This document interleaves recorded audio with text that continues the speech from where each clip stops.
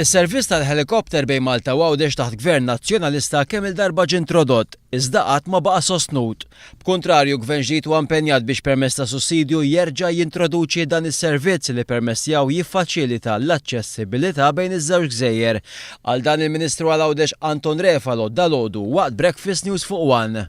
Din jgħidulek ma jkunx hemm da sussidju ma jistax ikun hemm scheduled service għal rigward il-helikopter.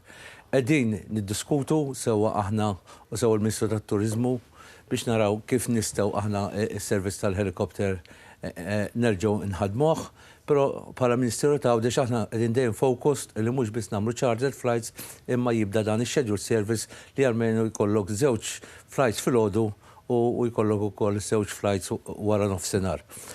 Il-Ministru Refalo konferma li diġà hemm kumpaniji li resqu l-qudiem u esprimew interess li joffru s-servizz ta' chartered flights.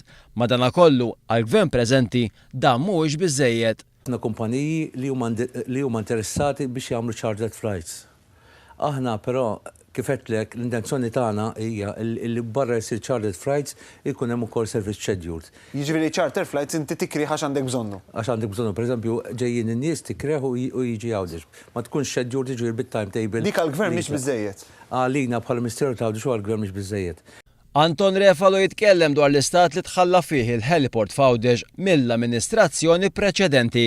Dawn ħallew jiżdinga, hemm bżonn jisilu manutenzjoni kbira, space kbar biex dan il-heliport jarġa' jiffunzjona. Dwar aċċessibilità l-Ministru għal Għawdex Anton Refalo qal li l-Gvern qed jistudja l-possibilità li jintroduċi fasting bejn iż-żewġ gżejjer permezz ta' katamaran. Dan minn barra cruise liner terminal li permezz tiegħu iktar turisti jkollhom aċċess aħjar għall-Gżira Awċija. Il-Ministru Refalo qal li l-Gvern se jkun qed jikkonċentra wkoll biex Għawdex terġa' ssir attrazzjoni għat-turiżmu intern hekk kif il-figuri dejjem qed juru li inqas Maltin qed jażlu lil Għawdex għal ftit jiem ta' mistrieħ.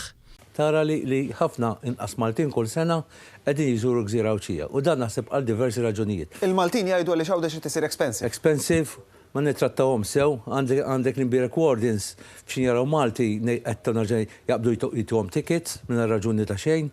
Issa hemm dil-ġimgħa hemm il-fiera ta' Emitex illi għall-ewwel darba bħala Ministeru ta' Għawdex għamilna stand biex nattiraw il-Lawċin, il-Maltin jiġu ġa Għawdex. Il-Ministru Refalo tkellem ukoll dwar l-attività li din is-sena waslet fis-7 edizzjoni tagħha Notte Gozzitana Lejlet Labsi, esperjenza ġdida għal dawk kollha li ser jipparteċipaw fiha u li se ssir bejn l-10 u l-11 ta' Mejju illi ġej.